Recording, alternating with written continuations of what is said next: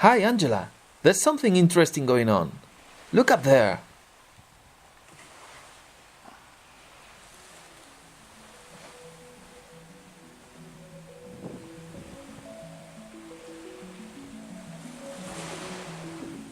Tonight we should see a full moon.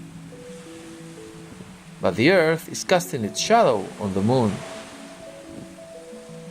That big, dark region on the moon is the shadow of our planet.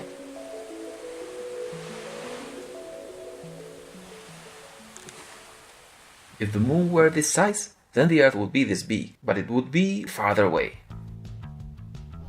This is our scaled model of the Earth and the moon. We have to place them almost 5 yards apart. Let's turn the lights off and put the Earth here to simulate an eclipse. In the dark, it reminds me of the real Earth in space. Now we put the little moon into the shadow. Aristotle observed a handful of lunar eclipses and realized that the shadow of the Earth is that of a sphere. That's not an easy thing to realize. We cannot see the full shadow of the Earth at once on the moon. It's too big. But if we observe the moon entering and coming out of that shadow, then we could guess its shape. Look what happens if I move my hand. One can see that the shadow is that of a ball. In Wikipedia there is a very interesting eclipse simulation, and you can see the Earth as it enters and goes out of the shadow. The central patch is called the umbra, and the ring is the penumbra, where the moon still receives some direct light from the sun.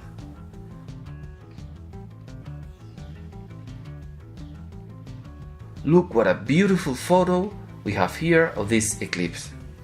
This shade of orange must be familiar to you. For one thing, it's the very same color of sunsets. That's not by chance. That orange light reaches the moon from the atmosphere of the Earth. In the air, a phenomenon takes place called Rayleigh scattering. Reddish light rays go through the atmosphere easily, whereas the bluish rays are more likely to be dispersed in all directions. This phenomenon is the origin of the blue color of the sky, and it's what it makes the sun appear orange when it's very low on the horizon, and those light rays arrive after crossing through the whole atmosphere, after much of the blue light has been scattered along the way, thus making the sunset appear orange. On Mars, sunsets are bluish because Rayleigh scattering is less significant than other phenomena that take place in the Martian atmosphere.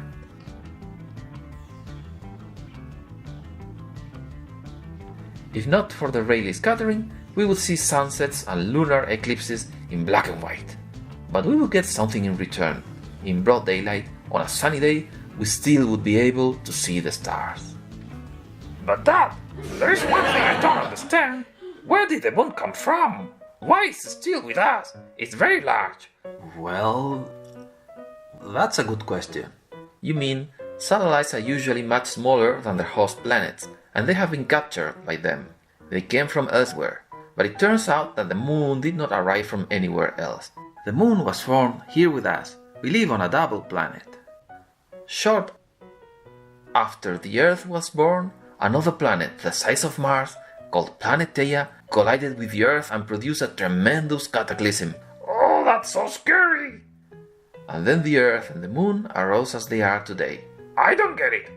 On Earth there are birds and beautiful things, whereas on the moon everything is dry and full of rats. I don't like it. It's ugly. I don't get it. Well, here's the question. The moon is a little smaller than the Earth. Gravity is lower there and cannot retain an atmosphere. And all those things you mentioned, the hydrosphere and atmosphere, we have them here thanks to the gravity of the Earth. On the moon there is almost a vacuum, and in a vacuum, for instance, you could not have an ocean.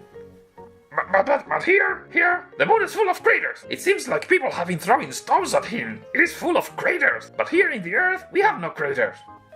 You are wrong, Ambrosio. On the Earth, there are huge impact craters. You have to look at them from space.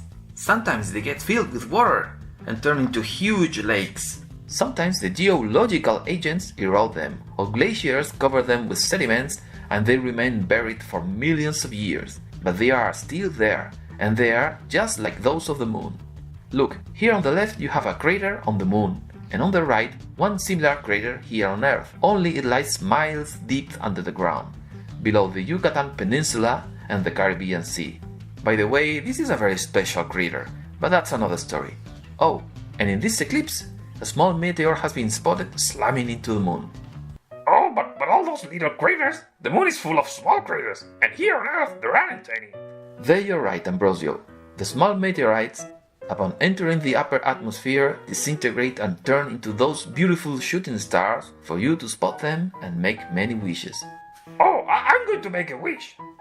I want to send Angela a kiss. You have to send that kiss into the future. That hole in there, the camera, is a time machine. You may send a kiss to Angela and she will get it in the future. Angela, kisses for you from Ambrosio.